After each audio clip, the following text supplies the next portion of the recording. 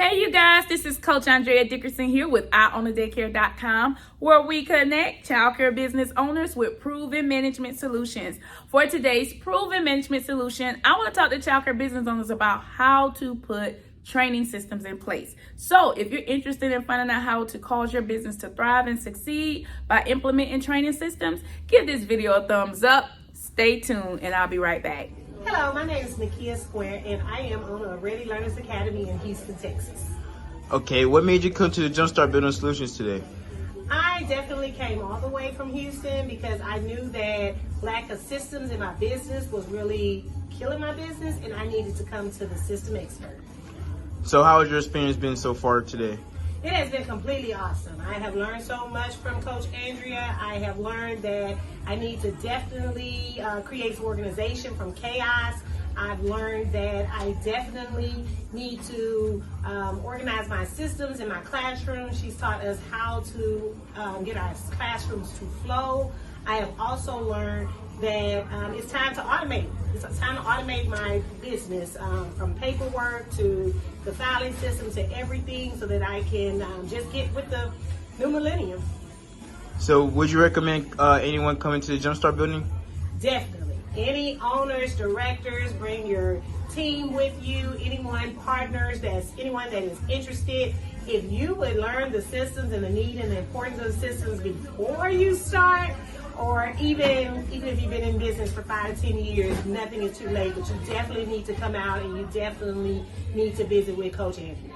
Thank you so much for staying along with me. I hope you guys don't mind that I am in my relaxation mode. Yes, I am, guys. The reason why I'm relaxing is because we have completed an amazing virtual school of systems. Woo! It was amazing. It was so fun to really be able to interact, to answer questions, to create an virtual experience but make it feel hands-on, and to be there for you all. Thank you so much for trusting my gift and allowing me to use my gift to give back to you all in the area of systems. So thank you so much. So I'm kind of like in my relaxation mode. I hope you guys like my ponytails.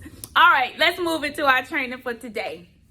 All right, as I opened up with, I want to talk to you guys about how to create a flow in your business so that you can thrive. And the most important training system that will perpetuate that growth for you so that you can thrive is your curriculum system.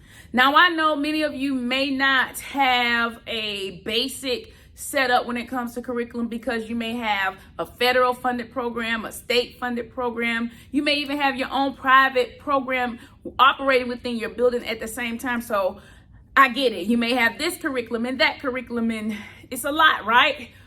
Whew, I get it. But I want to encourage you today. I want to inspire you to really think about utilizing what we teach here at the School of Systems.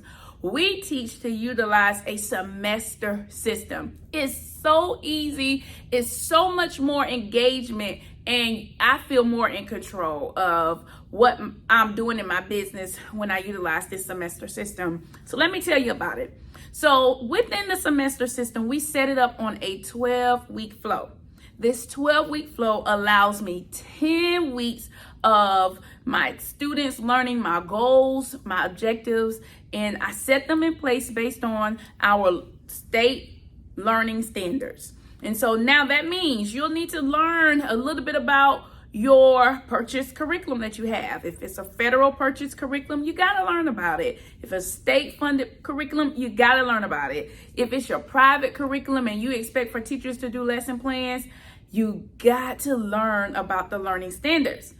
So I took time, discovered the learning standards, and I broke them into semesters. So every 10 weeks, there are learning standards that my teachers create lesson plans around, so that I have done everything I can in my power to ensure that the children meet certain milestones. And so this goes from infants all the way through our after school program. So that's 12 years old here. And we create milestones based on our learning standards in our area, which is our state funded program. And so when we do that, we teach for the first 10 weeks, and then the last 2 weeks is where the difference is. The difference that we do in the last 2 weeks is we take the 11th week and we assess where the children are. Did they accomplish the writing task or the reading task or the language development or the socialization, the physical, cognitive development? Did they accomplish this? So we use tools to be able to track that. Some tools may be provided to you online, and we also have a pen and paper system that I'll show you shortly to assess the children, to make sure that the children are on top of what they should be on top of in the classroom. All right, and so then the 12th week comes in. When the 12th week comes in, we spend a few days within the 11th week that leads into the 12th week training our teachers. We spend time going over the next 10 weeks. We have visuals, we have charts, we have the curriculum laid out, we have supplements to the curriculum. Oh my gosh, we have fun. We bring in food, we bring in the team, and we train our teachers every 11th going into the 12th week on what's going to happen in the next following 10 weeks. So if we have a new hire, they're there. If we have our teachers that's been with us for a while, they're there. And we utilize that time to make sure they are prepped and ready for what happens in the 12th week and beyond. So the 12th week, now this is when we send home our assessments, aka report cards. We send them home, and we also invite parents to come in and become a part of our closeout to move them into the next 10 weeks by having a parent conference. So all we have to do is to pull our handy tool. And what's our handy tool? This assessment folder. And I told you it could be online, but we like to use these folders because we do this for a few reasons. Number one is we capture the children's work throughout the 10 weeks, and we place it here in the assessment folder for parents to be able to view during the parent conference.